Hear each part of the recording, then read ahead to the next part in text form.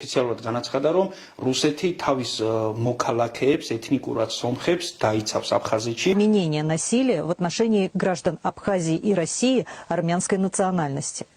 В соответствии с частью 3 статьи 12 Уголовного кодекса Российской Федерации, иностранные граждане, совершившие преступления вне пределов Российской Федерации, подлежат уголовной ответственности по нормам российского законодательства в случае, если преступление направлено против гражданина Российской Федерации.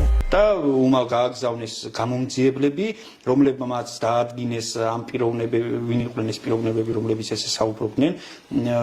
მანამდე კიდე მოხდა ესეთი რაღაცა, რომ ეს პიროვნებები აფხაზები ეახლენ ამ სომხებს, სომხების დიასპორის მთავარი ვინც არის ეახლენ მაგაც და აი სულ ბოდიშები უხადეს პატიებების. Люди восприняли так, что я имел всю в виду армянскую нацию, то я вам